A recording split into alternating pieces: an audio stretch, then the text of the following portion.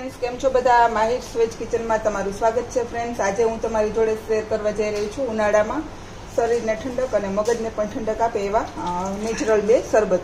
એમાં મેં એક જાસૂદનો યુઝ કર્યો છે, જે ખૂબ જ મગજ માટે પણ સારા છે અને હેલ્થ માટે પણ ખૂબ જ ઠંડા છે. અને બીજા આપણા કોયલ વેલ છે. તો સૌથી પહેલાં આને સાફ કરી ધોઈ અને એને થોડુંક પાણી નાખી અને આપણે ઉકાળી લેશું.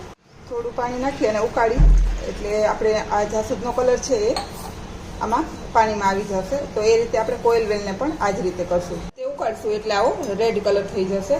અને પછી આના ફ્લાવરને બહાર કાઢી લેવાના અને આને ઠંડુ કરવાનું. પછી આપણે ઠંડુ થઈ જાય એટલે આવી રીતેથી પ્લેટમાં કાઢી અને ફ્રીઝરમાં એને ઠંડુ થવા દેશું. આ રીતે કોયલ વેલને પણ આ જ રીતે આ જ પ્રોસેસથી આપણે કરી લેવાનું છે.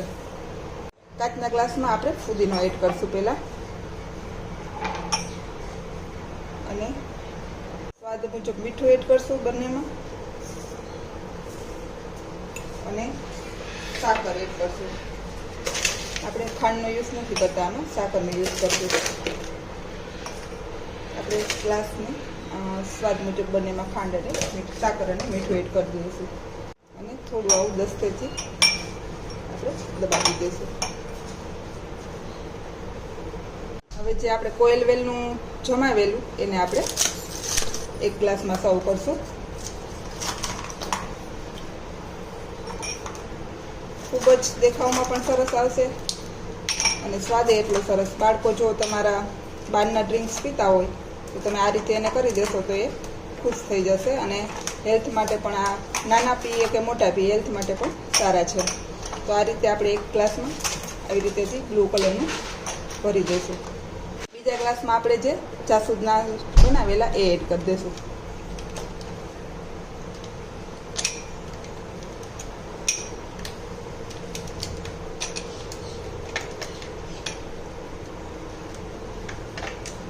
તો આ રીતે બંને ગ્લાસને આપણે ભરી લઈશું. અને હવે આપણે પાણી એડ કરશું.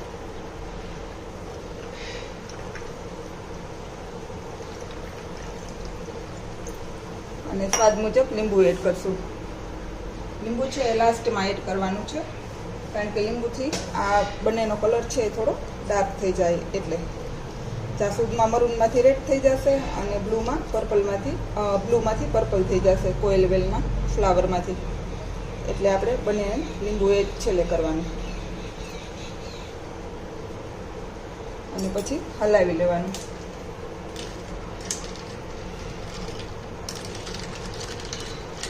જુઓ તમે, કલર બંનેમાં ચેન્જ થઈ ગયો છે. ફુદીનાથી ગાર્નિશ કરશું.